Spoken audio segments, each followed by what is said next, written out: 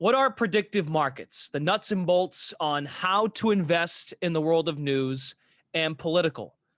And that's a loaded question that requires a lot of breakdown. So let's not waste any time. And just to kind of give folks an understanding here, because maybe you're a bettor that's focused on just sports, but most bettors, they've got interests beyond just that world, right? So for those interested in wagering on political outcomes and world events, you might have an interest. Predictive markets are an avenue to do so. Today's guest on the Action Network podcast, Alex Keendog Keeney. He is the founder of Spangled Gamblers, host of their popular podcast, which has become the leading source of information about political prediction markets. Prior to founding SSG, Alex was a screenwriter in Hollywood, a policy advisor in the U.S. House of Representatives, and a marketing executive for Jordan Belfort, better known as the Real Wolf of Wall Street. Alex, thanks so much for making the time. It's a special two-parter, so we've got a lot to get to. I guess just before we really get going here and start breaking apart the how when it comes to investing in predictive markets, what would you pitch to a bettor that might be in the sports space coming over here? What's the attention grabber, as they like to say to us when we wrote those papers in high school?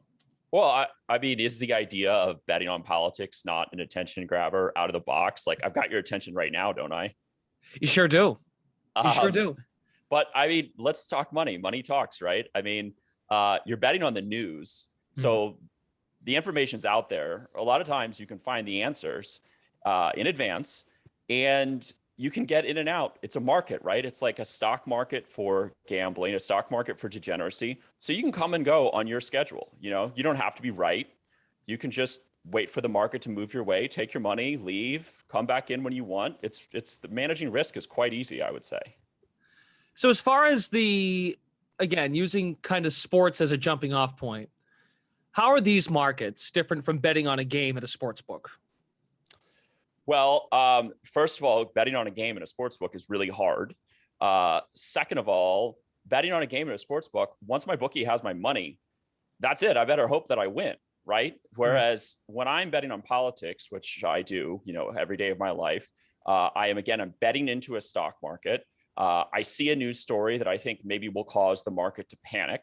I may or may not even be right, but if I'm right that other traders are going to panic and that the stock market is going to push the price one way or the other, I can take my money out for a nice win whenever I want. And I don't have to wait to find out if I won. I don't have to carry that risk the entire time. I can leave once I have a profit. So for example, just to kind of start breaking this apart, you use exchanges in this market, not sports books. Can you talk to us about what exactly an exchange is and how does that specifically function?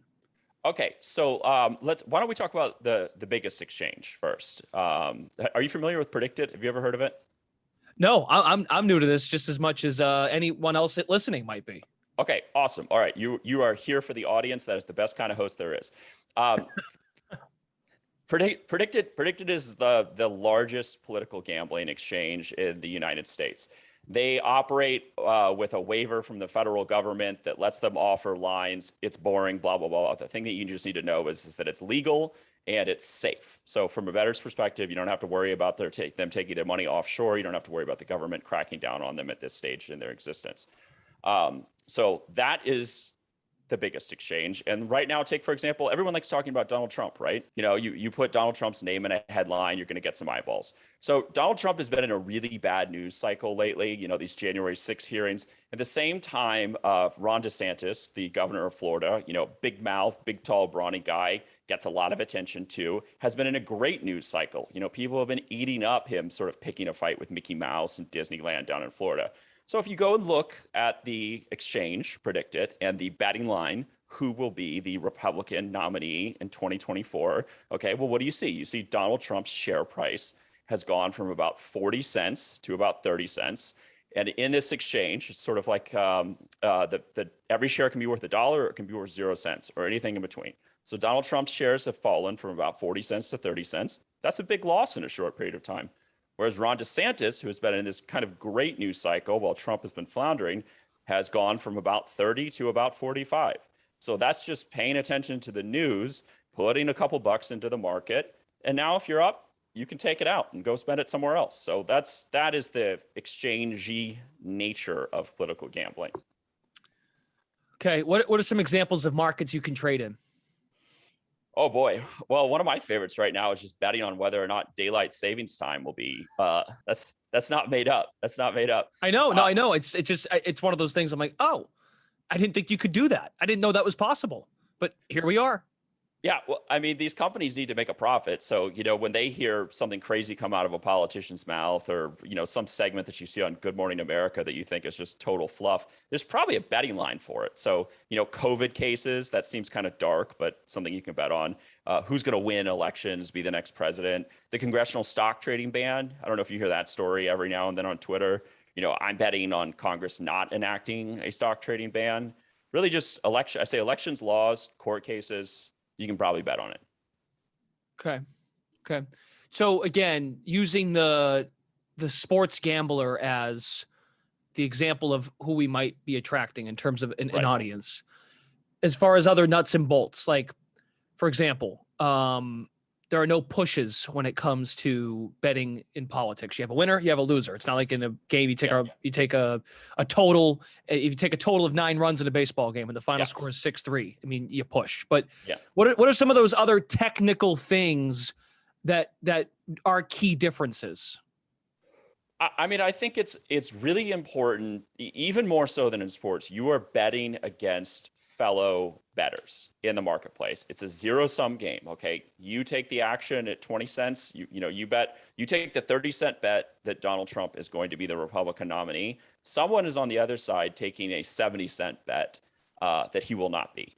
So you can play the game and say, well, I'm going to be right. An election is a game, and I'm going to pick the winner of the game based on the conditions on the field and this, that, or the other thing.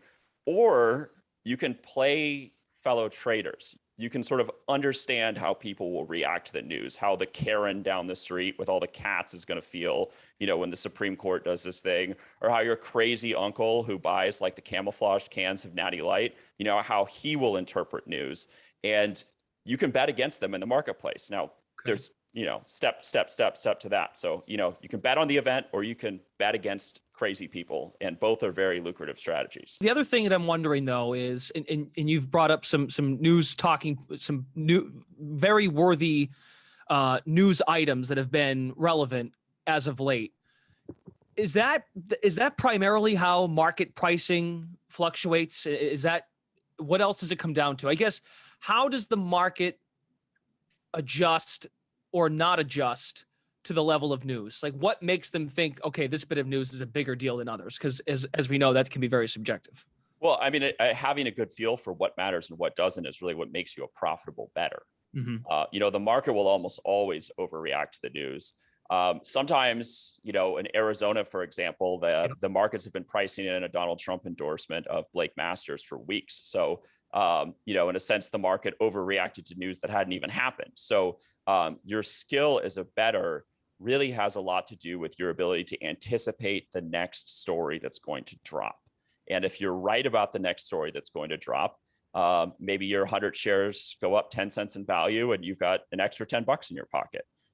Maybe your 5,000 shares go up 10 cents and now you've got, an extra 50, 100, 500. You see how this kind of goes quickly if you trade with a lot of volume. So, Alex, in sports betting, the market consists of a lot of participants. You have sharps, you get your squares. Most individual bets come from just recreational folks, like maybe the host, others involved that might be tuning in. Then you got a smaller number of larger bets coming in from the sharper professional bettors. Sports books can calculate liability based on money coming in on either side of a bet. They can also use the size. So you've got the money, and you've got the percentage of the bets. So the size of the individual bets to judge which sides and prices are attracting the sharper action. So when it comes to the political betting exchanges, what does the market consist of? Well, I mean, do you want me to tell you, like, I might get canceled by political bettors if I tell you the truth? Your average political gambler, okay, he's like a very competitive beta male. He wasn't that good at dodgeball in middle school. He maybe sat on the bench in high school if he even made the team at all, but he's a really smart guy. He's got something to prove, and more than likely, he doesn't even work in politics. He just reads the news in the morning and is clever about how to use that to his advantage to make some money. Is there so having laid out the sports betting world in terms of the who's involved, is there a similar, like, I'm sure as I say that, you're probably thinking, yep, that guy I know, that person I know too. Oh, yep, they're that side. They would be the square of this market. They would be sharp. Is there a similar dynamic? Yeah. So there's a few crowds you need to know about. First of all, you need to know about the MAGA money. MAGA money is a very important industry term you need to know about. People will do anything to bet on Donald Trump. They will, in fact, bet that he is still the president of the United States in 2022. They are still making that bet. You can still take the other side of that bet, that Donald Trump is not, in fact, the president of the United States. Shocking as it may sound. Okay, so that's your first group of squares.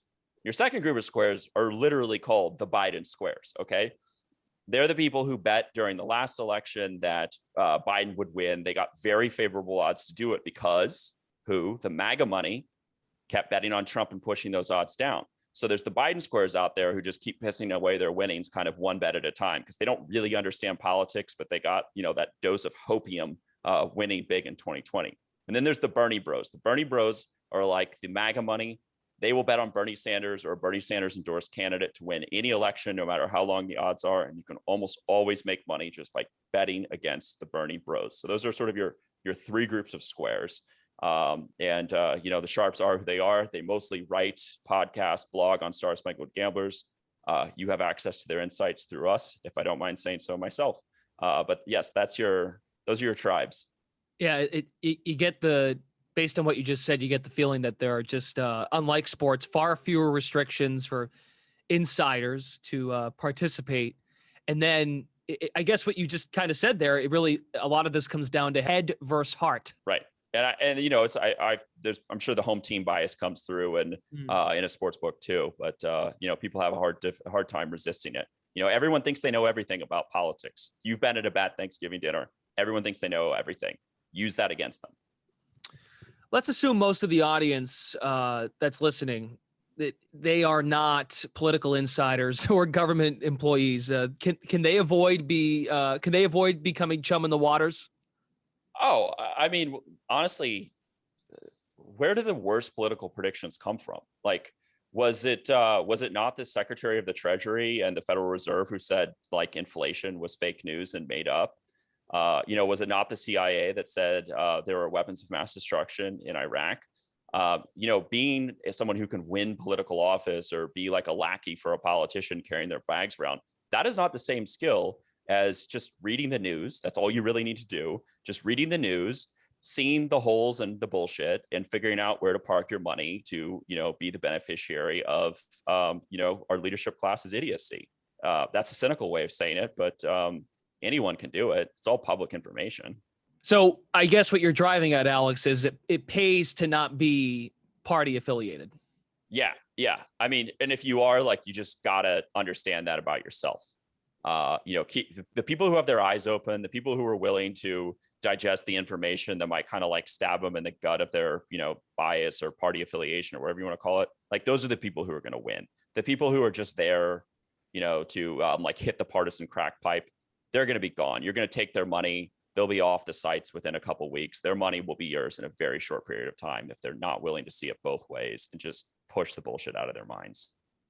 So outside of because as we've highlighted, headlines are a big part of things, as you kind of mapped out earlier in this episode. In a lot of cases, we're in the month of June. So in hockey season just ended. So a lot of folks are betting baseball, and baseball is one of those sports now in the sports world where you got to be on top of it like every day. What would be the attraction of an exchange to a regular everyday bettor?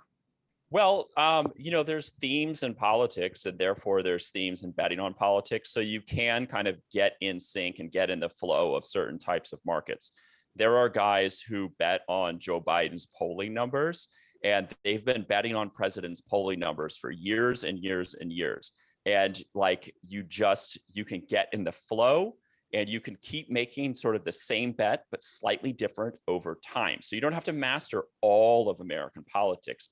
You just got to figure out like one politician or one type of event, maybe elections in your home state. Maybe there's a class of markets called mention markets. When Joe Biden gives the State of the Union or something, you can bet on what he will say and what he won't say. You know, watch an hour of YouTube videos. Guess what? You're going to have a pretty good idea of what Joe Biden wants to talk about. So there are sort of recurring themes that you can master one at a time instead of having to be like a fish in a bunch of ponds that are disconnected all at once. Wow.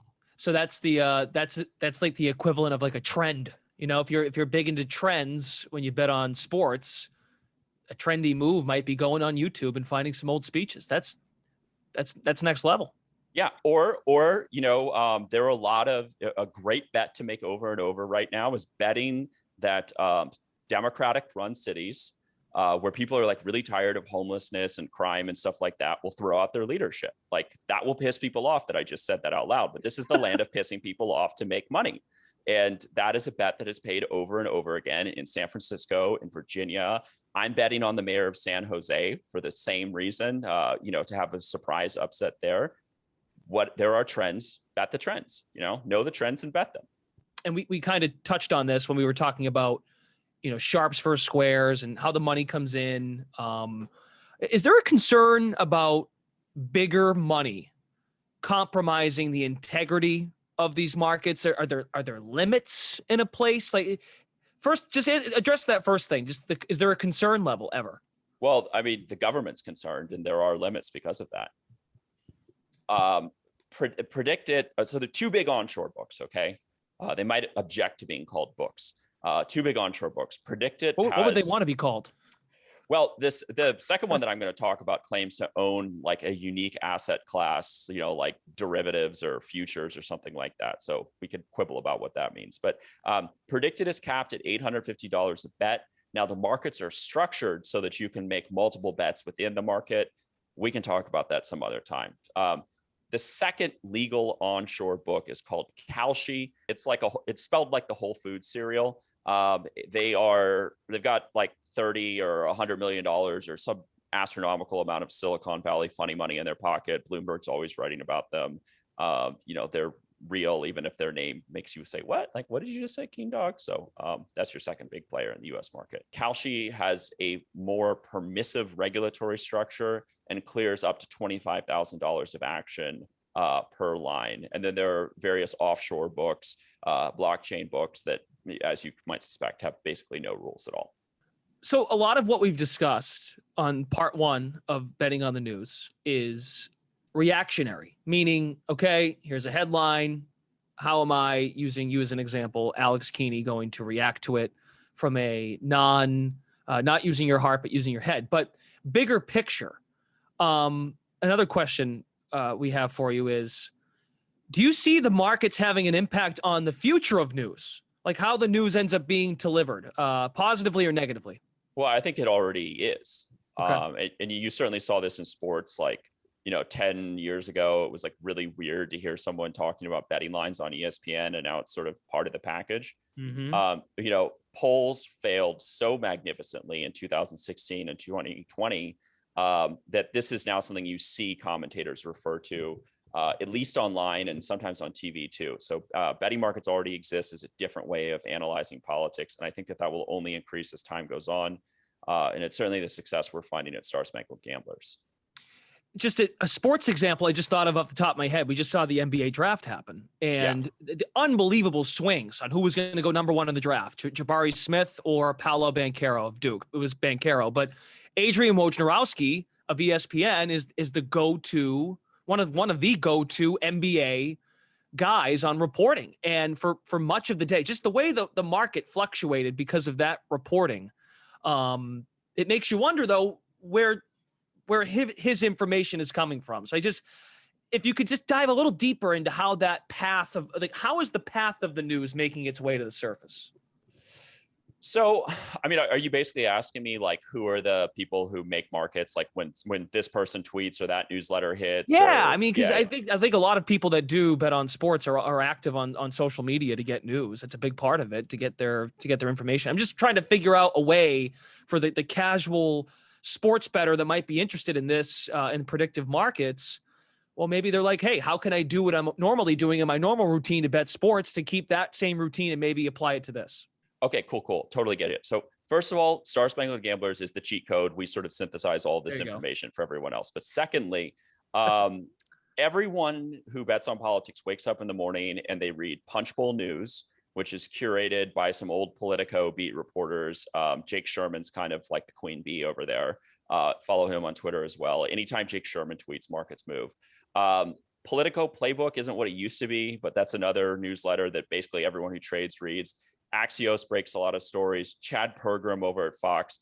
I could keep listing names. The point is that like once you get into the tent, it's very easy to get to level one. You know, level one is knowing is exactly the questions you're asking, and of course, at Star Spangled Gamblers, we help our listeners get there. That's what we do.